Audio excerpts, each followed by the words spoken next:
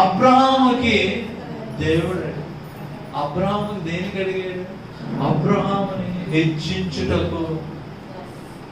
ఎవరు హెచ్చింపబట్టారు? దేవుడు హెచ్చింపబట్టాక అబ్రహాముని మళ్ళీ తిరిగి హెచ్చించాలి, ఆశీర్వదించాలి. అంటే కొన్నిసార్లు దేవుడు మనల్ని హెచ్చించాకే ముందు, దేవుడు మనల్ని ఆశీర్వదించే ముందు ఏం చేస్తారు? చిన్న పరీక్ష పడతారు. ఆ పరీక్షలు ఏం చేయాలి మనం? హలో, దేవుడు పెట్టే పరీక్షకి పాపము చేత తెచ్చుకున్న దానికి చాలా వ్యత్యాసం ఉంటుంది. అర్థం చేసుకోండి. మొట్టమొదటిగా కొన్నిసార్లు స్వయంకృత అపరాధం చేసుకొని కోరిని మనం తెచ్చుకుంటాం. అది దేవుడి చేత పంపబడినవి కాదు. అందుకే జేమ్స్ చాప్టర్ లో, యాకోబు పత్రికలో అంటాడు, ఏమని అంటాడంటే ఆయన రాసుకుంటూ, దేవుడు మంచి చెట్టుకి ఇష్టపడతాడు కానీ దేవుడు మిమ్మల్ని పాపంలో పడేట మిమ్మల్ని ఎప్పుడు శోధించడు, అది చాలా తప్పు అని రాయబడుతుంది. అంటే ఏంటి? దేవుడు ఎలా శోధిస్తాడు? పాపాన్ని రుచి చూపించి శోధించాడు. అబ్రహాముకి ఎలా శోధించాడు? అబ్రహాం యొక్క సమర్పణను తెలుసుకునేటప్పుడు. అర్థం కాదు. అబ్రహాం యొక్క అంటే మీకు ఇప్పుడు ఏ విధంగా చెప్పాలి? ఓకే, ఏ విధంగా చెప్తాను.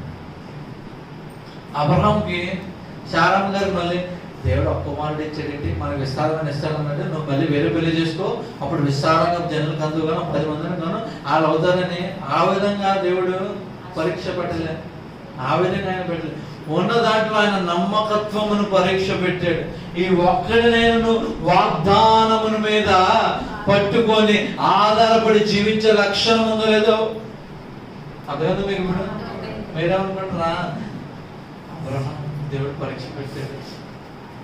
దేవుడు పరీక్షలు ఆ విధంగా ఉంటాయి. యోబుకి ఏ విధంగా పరీక్ష పెట్టాడు? ఉన్నదంతా పోయింది, పోయిన దాంట్లో కూడా నమ్మకం ఉన్నాడా లేదా? అంతేగాని 4-5 పంపించేసి దేవుడు ఆ రోజు వెళ్ళానండి, నేను ఆవిడ రాకపోతే పోనండి, పాపం చేస్తాను నేను, దట్ ఈస్ సాతానుడి యొక్క అది. హల్లెలూయా. అర్థం కాదు చెప్పింది మీకు. ఇప్పుడు అర్థమవుతుందా? అర్థం కాదు కదా. సో దేవుడు మన సమర్పణను ఆశీర్వదించే ముందు, ఒక పైమెంట్కి తీసుకెళ్లే ముందు మన సమర్పణను ఏం చేస్తాడు? ఆయన చెక్ చేస్తుంటాడు. అబ్రహాం ఉదాహరణకి, నేను అబ్రహాం బాలన్నాడు అనుకోండి, ఆయన సమర్పణ లేనట్లు. అంటే ఇప్పుడు ఏం చేస్తున్నాడు ఆయన? దేవుని యొక్క మన సమర్పణను ఆయన ప్రతిసారి ఆస్వాదించే ముందు ఏం చేస్తాడు? చెక్ చేస్తూ ఉంటాడు. అబ్రహాం సమర్పించుకున్నాడు, ఆశీర్వదింపబడ్డాడు. ఆశీర్వదింపబడ్డాడు. హలో హలో హలో, దేవునికి స్తోత్రం. అంటే ఇప్పుడు ఈయన దేనికి శోధింపబడ్డాడు? దేనికి ఏం చేయబడ్డాడు అంటే అబ్రహామును ఆశీర్వదించడం, అబ్రహామును పరీక్ష పెట్టాడు. ఊరికినా పరీక్ష పెట్టలే. ఎవరిని ఆశీర్వదించడం?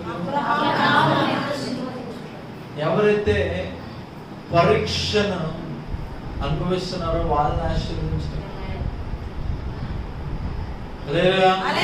ఇక్కడ చూస్తే దేవుడు కూడా కుమారుని హెచ్చించాలని ఆశపడ్డాడు, మరణానికి అప్పగించాడు. ఏ విధంగా మరణించిన తర్వాత హెచ్చింపబడతాడు? మరణించిన తర్వాత ఏ విధంగా హెచ్చింపబడుతున్నాడు అన్న మాటను మనం ధ్యానం చేస్తే చెప్పండి. హల్లెలూయా. ఎందుకు? ఆయన ఏం చేశాడంట? హెచ్చింపు కొరకు. అయితే ఆ హెచ్చింపు కొరకు కుమారుడు లోబడి ఉన్నాడని చూస్తాం మనం. ఇంకేం కలిగి ఉన్నాడు? ఇంకేం కలిగి ఉన్నాడు? దేవునికి స్తోత్రం. హల్లెలూయా. ఆ 3 లక్షణాలు కలిగి ఉన్నాడు. అందుకు దేవుడు ఆయన అలాగే చింతలో తెలుసా? 1 కొరింథీయులకు రాసిన పత్రిక 17వ అధ్యాయం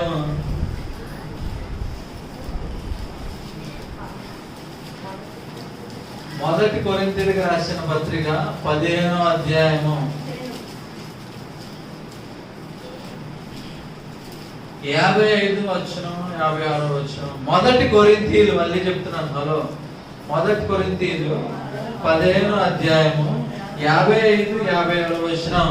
పేజ్ నంబర్ ఎవరైనా చెప్తారా? 157, 157. 1 Corinthians 15, 55 and 56. చదవండి ఎవరైనా ఒకరు. ఓ మరణమా నీ విజయం ఎక్కడా? ఓ మరణమా నీ ముళ్ళు ఎక్కడా? మరణపు ముళ్ళు పాపమునకున్న బలము ధర్మశాస్త్రమే.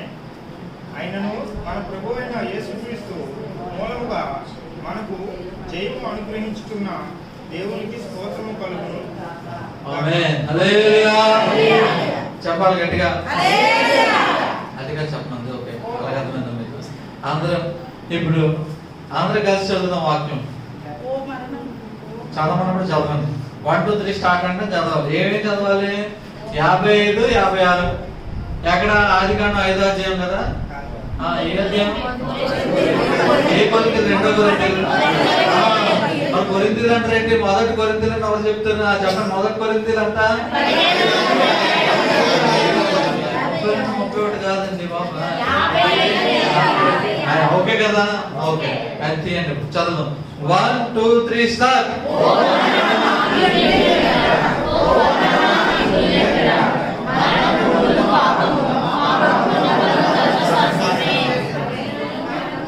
దాని తర్వాత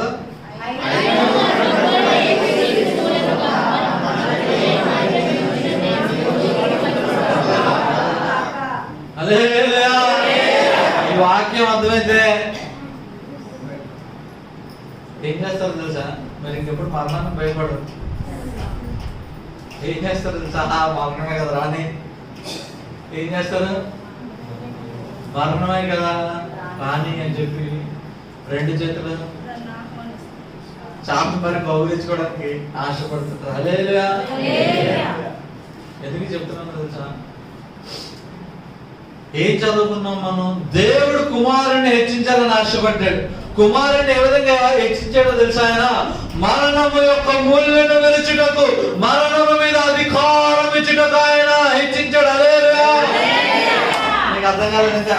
ఏ విధంగా హెచ్చించాడు? మరణమును జయించిన అధికారం ఒకటి ఇచ్చాడు ఆయన. ఎలా చెప్తున్నారు సార్ అంటే ఇందాక చదువు మధ్య ఏంటంటే ఆయన 3వ దినమున తిరిగి సజీవుడే ఆరోహణమై లెగిచెను. దాని తర్వాత 12 మంది అపోస్తలులకు కనిపించాడు. దాని తర్వాత అనేక మందికి 500 మందికి ఒకసారి అనేక మందికి కనిపించాడు.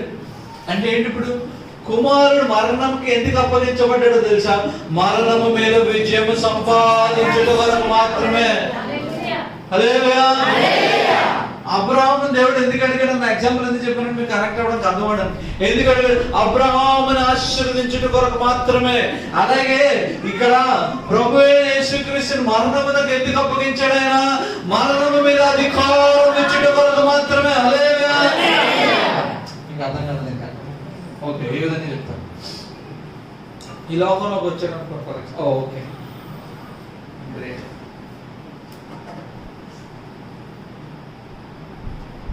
రాజు ఉన్నాడు అనుకోండి. రాజు ఏం చేస్తాడు? పరిపాలిస్తాడు. ఒప్పుకుంటారు ఒప్పుకోరా? Hello, okay. ఇప్పుడు క్షేమంలో రాజు ఉన్నాడు అనుకోండి, క్షేమాన్ని పరిపాలిస్తాడు. అవునా కాదా? మనుషుల్లో రాజు అంటే మనుషులను పరిపాలిస్తాడు. అవునా కాదా? అవునా కదా? జంతువుల్లో రాజు ఎవరు? అవునా కదా? మీకు ఎందుకు చెప్తున్నానంటే మీకు అర్థం చేస్తున్నాను. అంటే ఏ రాజ్యం అయితే ఏలాలనుకుంటున్నావో ఆ రాజ్యములకు నువ్వు సంబంధించిన వాడివై ఉండాలి. ఉండాలనుకోకూడదా? అప్పుడే కదా నువ్వు ఏలగలుగుతావు. కుక్కను తీసుకొచ్చి పెడితే మన మీద రాజానంటే ఎవరన్నా ఒప్పుకుంటారా? ఎందుకు కాదు. ఏ రాజ్యానికి నువ్వు సంబంధించిన వాడివైతే ఆ రాజ్యమును నువ్వు ఏలబోతున్నావు. ఆయన ఈ లోకపు రాజ్య సింహాసనం ఆయనకు అప్పగించిన తర్వాత పాతాళమును కూడా ఆయన ఏలాలంటే పాతాళములోనికి ఆయన వెళ్ళి దానిని జయించాలి గనక ఏం చేశాడు? ఆయన మరణమునకు అప్పగించబడ్డాడు. మీకు అర్థం కాదా? అర్థం కాదా? హలో, అర్థం కదా? ఏ రాజ్యానికి సంబంధించిన వాడు ఆ రాజ్యాన్ని ఏం చేస్తాడు? ఆ ఎగ్జాంపుల్ అర్థమైందా? ఆ ఎగ్జాంపుల్ అర్థమైతే నా వాక్యం అవుతుంది. మూసాడు ఇంకా అయిపోయింది. ఎందుకు చెప్తున్నాను తెలుసా? ఇప్పుడు దేవుడు ఎందుకు మరణించాల్సిన అవసరం వచ్చింది? మరణము మీద అధికారము సంపాదించుట వరకు మాత్రమే. మరణమును ఏలుటకు మాత్రమే. నేను బీటెక్ చదువుతున్న టైంలో బీటెక్ క్లాస్ ఉద్యోగం చేస్తున్న టైంలో ఈస్టర్ గుడ్ ఫ్రైడే సెలవు అడిగాం అనుకోండి. నేను కొన్ని కంపెనీలు ఇస్తే కొన్ని కంపెనీలు, మా కంపెనీలు అప్పుడప్పుడు ఉంటుంది అప్పుడప్పుడు ఉండదు అనమాట. ఒకసారి ఇలాగే మా సార్ నేను అడిగాను, సార్ గుడ్ ఫ్రైడే ఈస్టర్ అండి సెలవు కావాలంటే, గుడ్ ఫ్రైడే అంటే ఏంటంటే చనిపోయిందను కదా, అది సంవత్సరం మరణించిందను, గుడ్ ఫ్రైడే అనే విశేషం ఏటో మరణించి కాబట్టి దేవుడు ఎందుకు మరణిస్తాడరా, అసలు దేవుడు మరణించాడంటే మరణించి కాబట్టి అంతే తీసుకొని చాలా ఉన్నది. దేవుడు ఎందుకు మరణిస్తాడు అది కాస్త దానికి బోర్డు అర్థం ఉంది, మీరు కూర్చోండి చెప్తారు. అరే మనకి ఇప్పుడు చాలా టైం ఉంది, మీరు పట్టుకుంటే జిట్టు అసలే ఈ రుద్రబాబు తర్వాత పంపించి నాకు కూడా బస్ టైం అయిపోతుందని చెప్పి, సార్ దేవుడు మరణించడం ఒక కారణం ఉందండి, దేవుడు ఎందుకు మరణించాడో తెలుసా, పాపాన్ని నిమిత్తం మరణించాడు సార్ అని చెప్పి కూర్చొచ్చాను. ఆ రోజు ఆలోచన చేస్తుంటే అప్పుడు నాకు అర్థం ఎందుకు మరణించాడు దేవుడు. నిజమే కదా, మీకు కూడా ప్రశ్న అవ్వదా, దేవుడు మరణించకుండా కూడా రక్షణ ఇవ్వలేడా? నోటి మాట చెప్తే సృష్టించిన దేవుడిని మీరు నమ్ముతున్నారు. ఎవరి నోటి మాట చెప్పాలి గట్టిగా చెప్పండి. నన్ను నిర్ణయం చేస్తే ఏమవుతుంది, ఎన్ని గంటలు విడిచిపెడుతున్నాను, జాగ్రత్త చెప్పండి ఫాస్ట్. దేవుడి నోటి మాటతో సమస్తమును సృష్టించిన సృష్టికర్త అయిన దేవుడు రక్షణ ఇవ్వాలని నిర్ణయించుకున్నారు. మరణించాల్సిన అవసరం ఎందుకు వచ్చింది? వచ్చిందా ప్రశ్న ఎప్పుడైనా? ఎన్ని నేషనల్ లేకపోతున్నాయి, గుడ్ ఫ్రైడే లేకపోతున్నాయి అంటే ఇలా కష్టమైన ప్రశ్నలు ఎందుకంటే మాకు పొద్దున్న లేచి ఉండడం మంచిగా జీడిపప్పు వేసి తినేస్తాం, పని అయిపోద్ది, అందుకే పొరకు ఎక్కువ పని చెప్పలేదు కాదు కాదు. ఎందుకో తెలుసా, దేవుడు మరణం మీద కూడా తన అధికారం దేవుడు నవ్వుకున్నాను బాబు. చాలా మంది ఉన్నారు బాబు, దేవుడు మన ఎందుకు మరణించాడో తెలియదు, ఈయన కూడా దేవుడు మరణించడం అనుకుంటున్నాడు, ప్రజాగా ఉంది. అయ్యో ప్రభా అంటే హిందీ చెప్తాను తెలుసు. అన్యులు కూడా డౌట్ ఉంది, క్రైస్తవం కూడా సగం సమయంలో కూడా డౌట్, దేవుడు ఎందుకు మరణించాలంటే. అవునండి, సృష్టి బొమ్మని చేసి ఇచ్చాడు కదండి, అలాగా దేవుడు నమ్ముకుంటూ వచ్చేస్తే అయిపోతుంది కదా. ఆయన మరణించి శిలువ మరణంలో రక్తం ఎందుకండి ఇదంతా అంటే ఎందుకు తెలుసా, ఆయన మరణం ఇప్పుడు ఫర్ ఎగ్జాంపుల్ ఈ విధంగా చెప్తాను.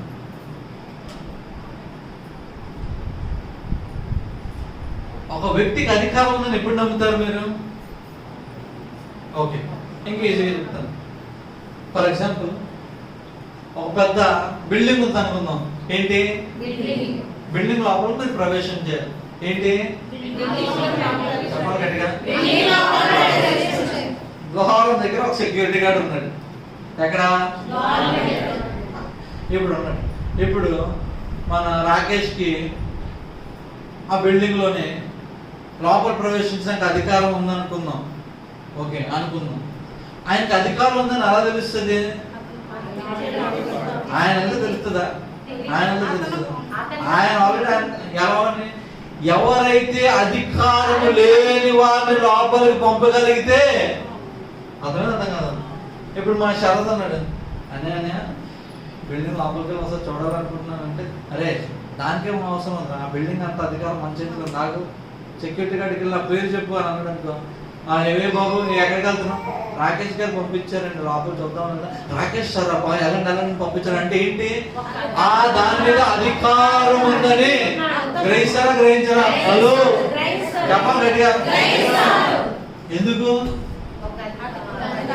అర్హత లేని వారిని లోపలికి పంపించాడు. అప్పుడే కదా, అరే ఈ బిల్డింగ్ లో మంచి పట్టుందిరా భయకి, ఆయన పేరు చెప్తే అన్ని పనులు జరుగుతున్నారా భయ్, ఆయన పేరు చెప్తే చెప్పాలి గట్టిగా. ప్రభు అయిన యేసుక్రీస్తు కూడా ఈ లోకంకి వచ్చి సమస్త అద్భుతాలు చేయుచున్నప్పటికీ ఆయన పాపములో ఉన్న వారిని పట్టి పీడిస్తున్న పాపములో ఉన్న వారిని విడిపించుటకు ఆయన అధికారమును చూపించుటకు ఎక్కడికి వెళ్ళాడు? మరణమునకు వెళ్ళాడు. ఈ మరణమునకు వెళ్ళిన తర్వాత ఏం చేశాడు? మరణమును జయించి అధికారమును సంపాదించినారు. ఈసారి మరణంలో నువ్వు యేసయ్యా అడుగు పెట్టావు, మళ్ళీ ఏం చేస్తున్నావు? ఆ మరణం నుంచి నువ్వు సజీవుడు రాబోతున్నావు. ఎందుకు? ఆయనకి అధికారం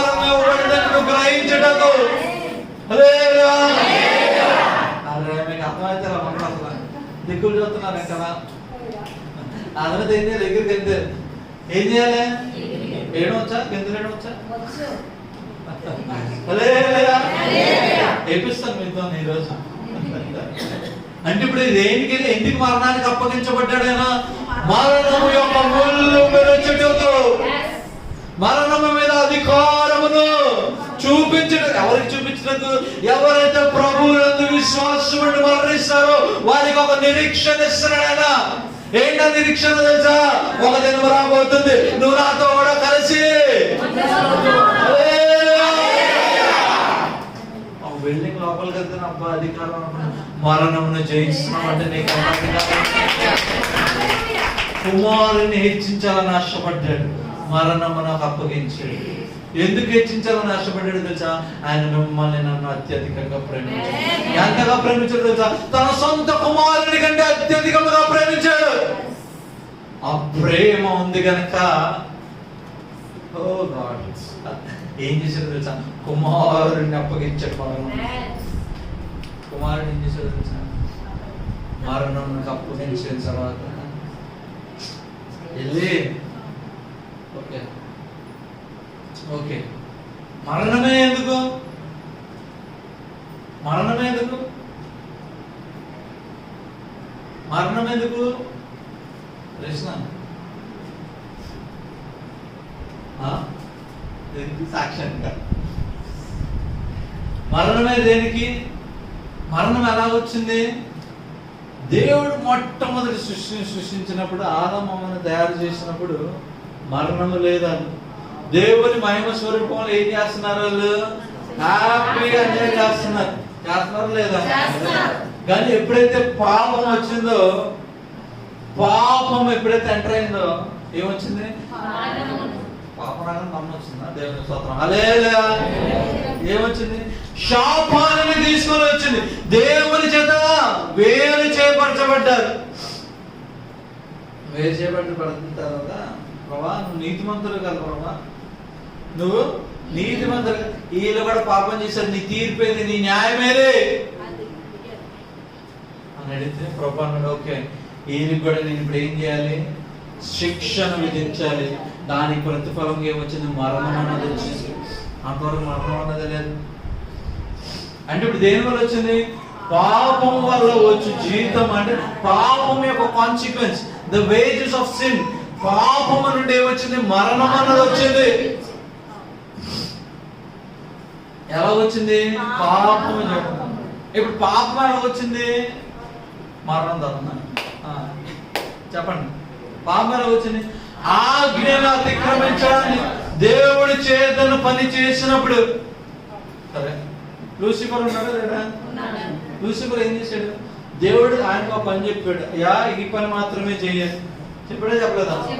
హలో హలో హలో. ఆ పని కాకుండా వేరే పని చేశాడంటే ఏంటి? ఆయనకి ఇవ్వబడిన ఆజ్ఞను మానివేసి వేరే పని చేశాడు. ఏమైపోయాడు ఇప్పుడు? అర్థం.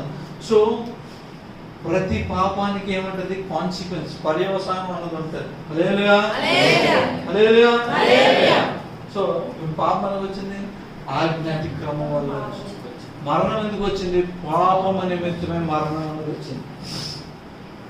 ఇప్పుడు ఎందుకు చెప్పాను మీకు ఇది? మరణమే ఎందుకన్నది. మరణం ఎందుకు వచ్చింది? పాపము నిమిత్తమే. సో పాపమున మనం పట్టబడి ఉన్నాం కనుక మనందరము మరణిస్తూనే ఉన్నాం. అయితే ఈ పాపం యొక్క మరణము నుండి పుట్టిన ప్రతి ఒక్కరు సస్తలు చదవడం బతిగా అవడం అంటున్నాడు. హలో చెప్పండి ఎందుకు? ఇంకా రాయబడ్డది. ఎన్ని సంవత్సరాలు అంట? 60 సంవత్సరాలు. అధిక బలం అంటే 60 ఎంత వస్తుంది? 70 కానీ దాని యొక్క ఆయాసము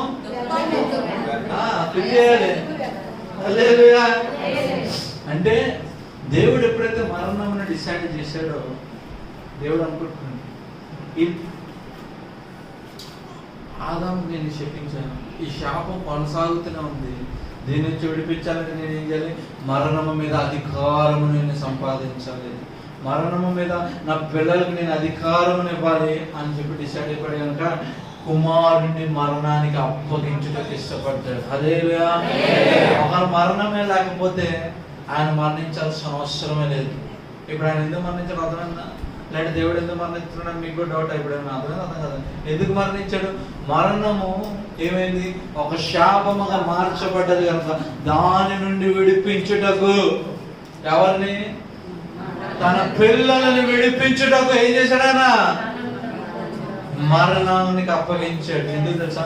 మరణమును ఆయన జయించబోతున్నాడు కనుక. ఆయన ఎలా జయించాడు మరణముని? నీతియుక్తమైన జీవితాన్ని జీవించి ఏ పాపము ఎరగనక మరణము నాకు అప్పగించాడు గనక ఏమైపోయింది? మరణము సైతము ఏం చేయలేకపోయిందంటే చెప్పాలి గట్టిగా. ఇప్పుడు మీకు డౌట్ రావాలి. మీరు అసలు వాక్యం చదవరు, వాక్యం అర్థం చేసుకుంటారు, డౌట్లు రావాలి. సార్ మరి నేను బాప్తిసం మారుమనసు రక్షణ పొందిన తర్వాత నేను నీతిమంతుని అయిపోయాను కదా సార్, నేను ఇప్పుడు ఎందుకు మరణిస్తున్నాను? హలో, ఇప్పుడు ఏం చెప్తున్నాను నేను మీకు? ఆయన మరణం ఎలా జయించాడు? నీతియుక్తమైన జీవితాన్ని జీవించాడు కనుక మరణించిన ఏమైపోయాడు? పునరుద్ధానం లెగిసి వెళ్ళిపోయాడు. అవునా కాదు? హలో, మరి సార్ నేనెందుకు మరణిస్తున్నాను సార్? మరి ఇప్పుడు నేను ఆల్రెడీ దేవుని చేత రక్తము చేత కడగబడి నీతియుక్తమైన జీవితాన్ని నేను కలిగి ఉన్నాను కదా, మరి నేను ఎందుకు మరణిస్తున్నాను? ఎందుకు మరణిస్తున్నాను చెప్పండి. అర్థమైంది ప్రశ్న? అర్థమైంది? అర్థం కాదు. హలో, మరి ఎందుకు మరణిస్తున్నారు? ఎందుకు మరణిస్తున్నావు చూద్దాం. హల్లెలూయా. చదవాలి గట్టిగా, చదవమన్నది ఒకరే చదవండి.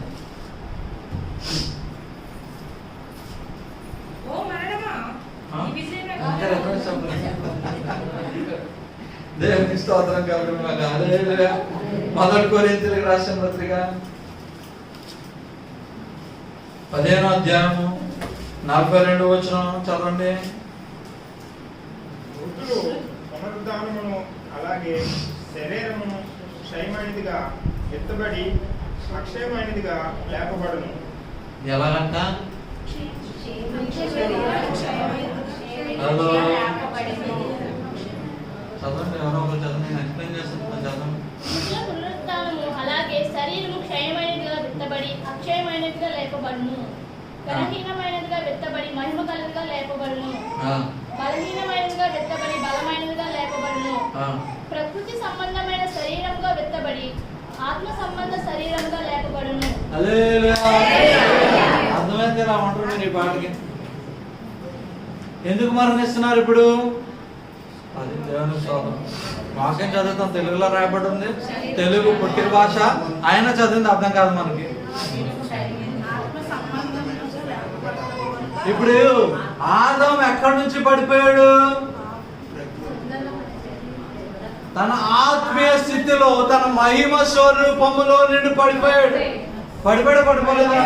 పడిపోయిన తర్వాత అప్పుడు శరీరము, బట్టలు, గిట్టలు అన్ని వచ్చినాయి. ఇప్పుడు నువ్వు మరణిస్తుంది దేన్ని అధిగమించుటకు? నీ శరీరమును అధిగమించి ఆత్మలో నువ్వు లేపబడుటకు. అర్థం కాదా? మహిమ స్వరూపములో మార్చబడుటకు నువ్వు మరణిస్తున్నావు. హల్లెలూయా.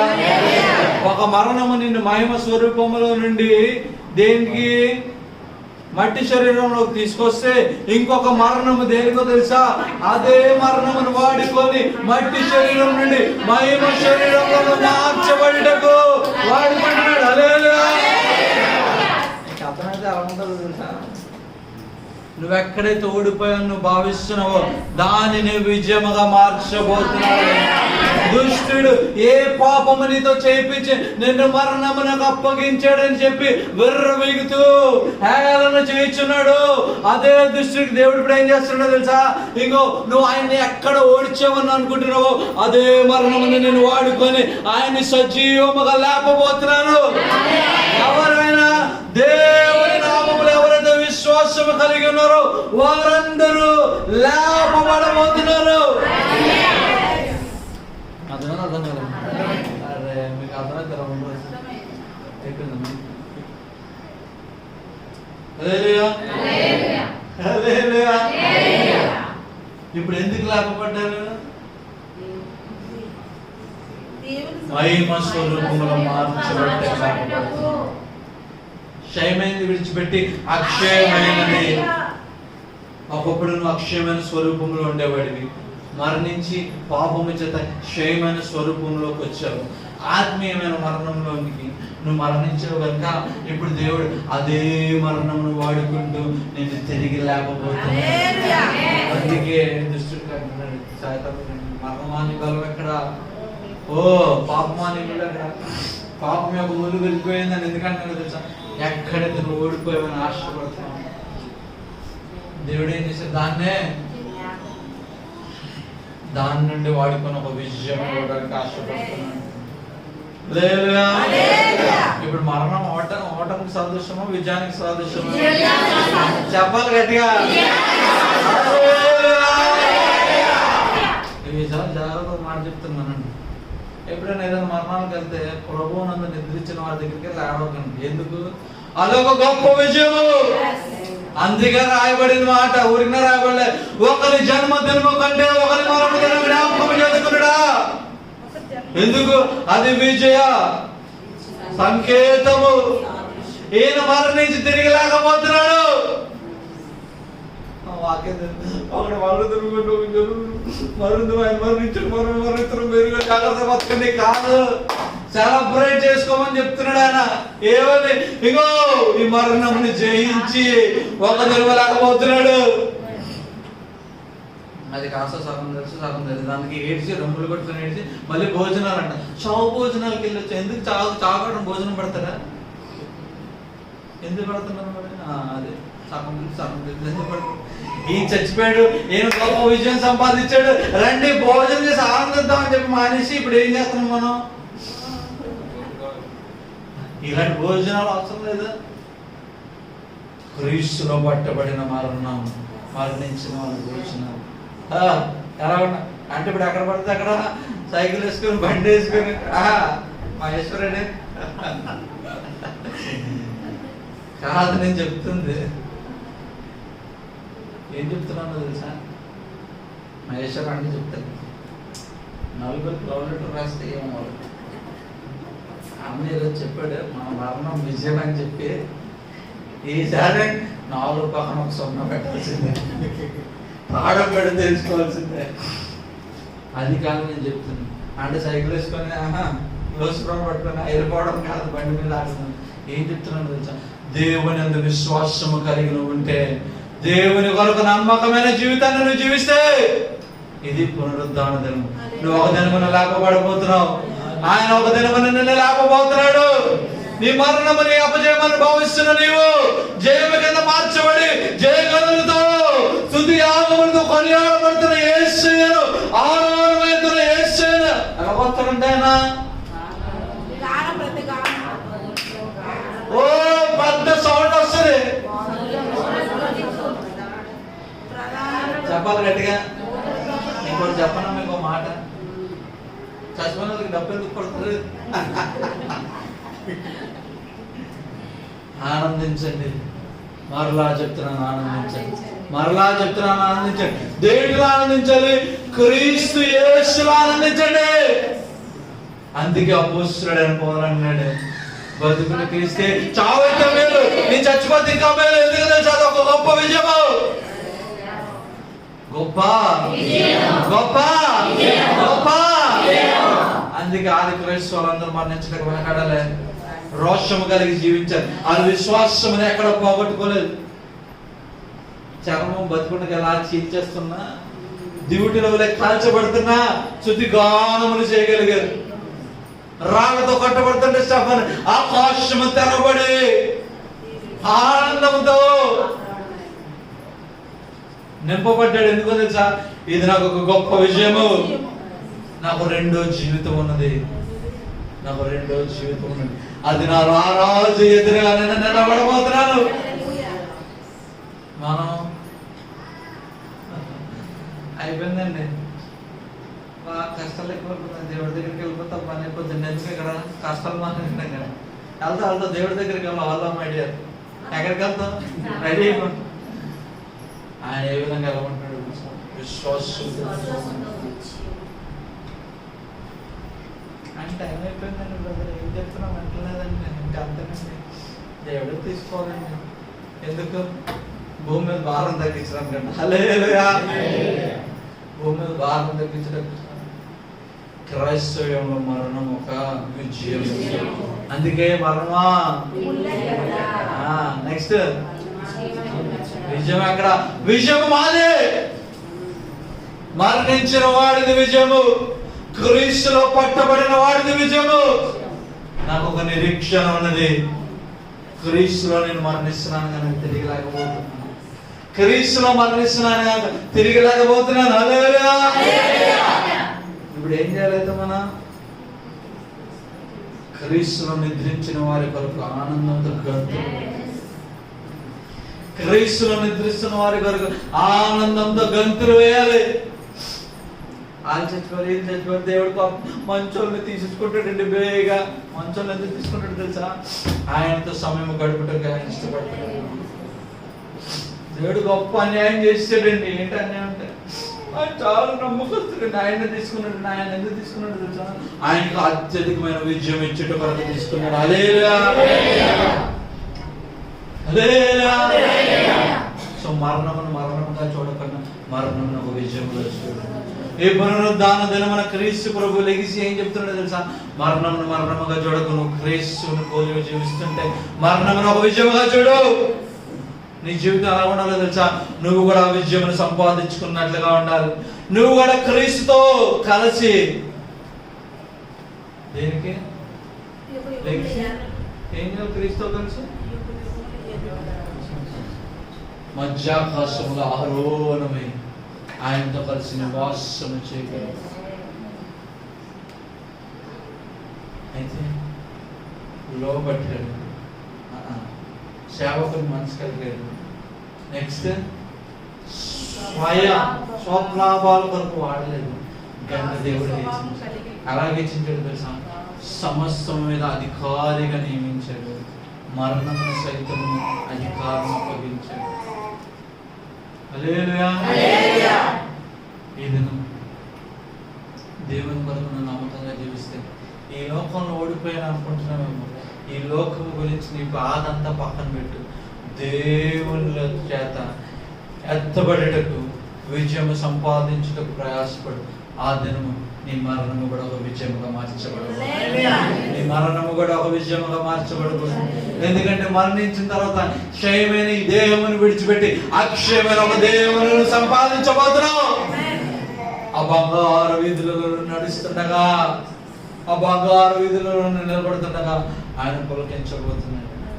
నా ప్రియ కుమారుడా, బలా నమ్మకమైన నమ్మంచి దాసురాలి, రెండు చేతులు చాచి తన కాము వీటిలో నువ్వు వాడబోతున్నావు.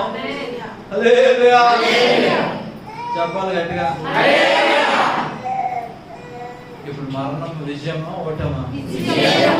విజయం అన్నారు. స్తోత్రం చెప్పండి. ఇప్పుడు అయిపోయింది. మీరు అంతా 8 మంది మరణించడానికి సిద్ధంగా ఉన్నారు. అలా చెప్పండి. ఇప్పుడు ఎవరు చెప్పగలుగుతారో తెలుసా? క్రీస్తు కొరకు నిందారహితమైన జీవితాన్ని జీవించి ఆ గొర్రెపిల్ల యొక్క రక్తము చేత వస్త్రములను కడుక్కొని పరిశుద్ధులుగా జీవించిన వారు మాత్రమే చెప్పగలుగుతారు. ఇంకా ఎవరు చెప్పలేదు.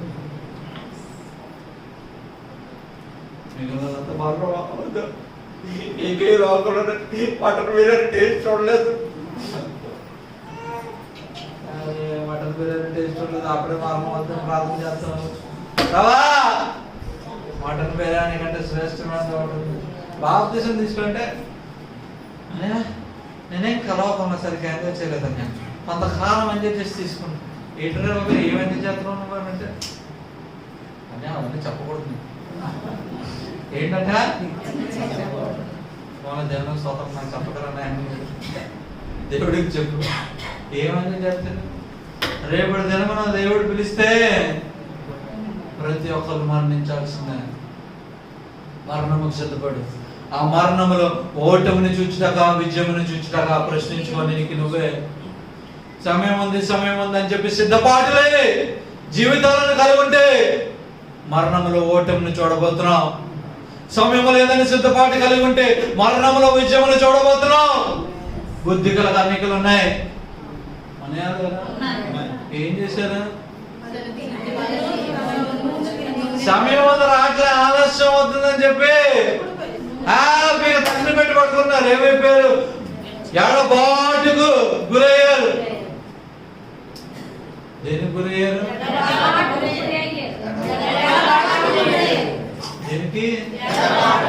ఏం లేదంట, నూనె లేదు, దీపం లేదు, ఏం లేదు. దేవునికి స్తోత్రం కలుగును గాక. హల్లెలూయా. ఇప్పుడు ఏం కలుగు ఉండాలి? సిద్ధపాటు. దేని కూడా సిద్ధపాటు? పెళ్లి కావాలన్నా పెళ్ళే పడని సిద్ధపాటు కాదు. రాకడలో దేవుని చేత ఎత్తబడుటకు, మరణమును విజయముగా మార్చుకున్నటకు సిద్ధపాటు కలిగి ఉండాలి. అప్పుడు చెప్పగలుగుతాం మనం కూడా. ఎవరిని విమర్శిస్తున్నా కానీ సమాజానికి అందరూ నట్టెత్తేస్తారు. ఎత్తేసి వర్రమా నీ విజయం ఎక్కడ, వర్రమా నీ ముళ్ళు ఎక్కడ అని చెప్పి ఏదొస్తుంది. వస్తారా ఏరా? పోనండి, ఆ అనుభూతి కలపక ఇంకా మంచిది. దేవుడు మిమ్మల్ని ఆశీర్వదించింది కాదు. అదే చిన్నప్పటి నుంచి చూసి చూసి అలవాటు అయిపోయింది అనుకో. మట్టి తీసి అది తెలియదు. దేవునికి స్తోత్రం. కానీ ఒకటి డిక్లేర్ చేస్తున్నాం, మనం ఒకటి ప్రకటిస్తున్నాం. ఏం ప్రకటిస్తున్నాం? నేను కూడా సిద్ధపడి ఉన్నాను. మరణమా, నేను మరణించడి ఈ మరణం ఒక విజయం, నేను మరణించబోదు, నా మరణం కూడా ఒక విజయం. ఎవరు చెప్పరు, ఎవరైతే ఏమంటారు? మరణం గురించి ఎవరు చెప్తారని ఎవరు చెప్పరు. ఆచారం ఏం మా తాతగారు చేశారండి, మేము కూడా చేస్తున్నామండి. అంత మట్టి తీసేయడం మరణమాన్ని విజయం. ఎందుకు చేస్తున్నామైనా తెలియదు. ఇంకా అలా చెప్పాను కదా, చేతికి పేక్కి అన్ని గడ్డించుకోవడం అలాగా. ఏం చెప్తున్నావు తెలుసా? మరణం ప్రశ్నిస్తున్నాను. ఉందా మనకి నిరీక్షణ? మనం కూడా ప్రశ్నించగలిగిన వారిగా ఉంటున్నామా లేదా? ఒక వ్యక్తి ఉన్నాడు, నా ప్రాణమా మొత్తం 2 కోట్లు నింపేశారు, 3 కోట్లు నింపేశారు. ఇంకా దాన్ని నింపడానికి ఇంకా అక్కర్లేదు. నింపి కుప్ప కోసి దాని మీద ఎక్కుతున్నాడు. ఎక్కలకి ఎక్కి అమ్మాయి నన్ను చేరబడిపోయి ఇదంతా నాదే, ఇదంతా ప్రశ్న. ఈ రాత్రి నువ్వు మరణిస్తే ఎక్కడికి వెళ్తావు? ఈ రాత్రి ప్రశ్న, దేవుడు వేయించిన ప్రశ్న. ఈ క్షణం మనం మరణిస్తాం, మన మరణం విజయం కింద మార్చబడుతున్నారు, మన మరణం ఓటం కింద మార్చబడుతున్నారు.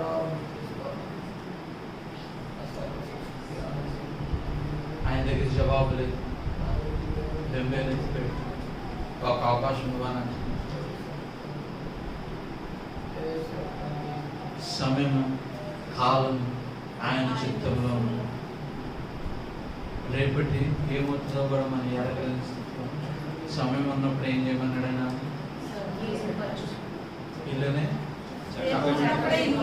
అంటే ఇప్పుడు అర్జెంట్గా ఇల్లంతా సర్దడం సమయం ఉందని రోజుకి ఒకసారి మాటలు దొంపట్లు అన్ని తీసి పరిచేసి మళ్ళీ సర్దేసి ఏంటంటే బాబు ఎంత రోజుకి సర్దుతున్నారంటే ఈరోజు వాక్యం చెప్పారండి, ఇల్లు సర్దమన్నారు సమయం ఉన్నప్పుడు. ప్రతిసారి సమయం, ప్రతిసారి ఇది సర్దేస్తాం. ఏం సర్దడం ఏంటంట? అదే దేవుని స్తోత్రం కలుగును కాక. ఏమో పోరాడలేదంటే పొద్దున సాయంకాలం దాకా ఇల్లే సర్దుతున్నానండి, సమయం ఉంది కాబట్టి రేపు మళ్ళీ ఆడుతున్నాను. అది కాదు, సమయం ఉన్నప్పుడే మనం శ్రద్ధపరచుకోవాలి. దేని కొరకు? ఒక ప్రశ్నతో ముగించాలని ఆశపడుతున్నాను. ఒకే ఒక ప్రశ్నతో. నీ మరణం ఒక విజయం కింద మార్చబడాలని ఆశపడుతున్నాను. నీ మరణం ఒక ఓటం కింద మార్చబడాలని ఆశపడుతున్నాను. క్రీస్తు యొక్క మరణం విజయం కింద మార్చబడి ఆయన సజీవుడై ఇప్పటికీ ఉన్నాడు. ఆయన మరణం ఒక విజయం. నీ మరణం ఏంటి? నా మరణం ఏంటి? మోకరిద్దాం, కలుస్తున్నాం. దయచేసి దిక్కులు చూడద్దు. వాక్యం అయిపోయిందని ఇటు బలారాధన ఉంది.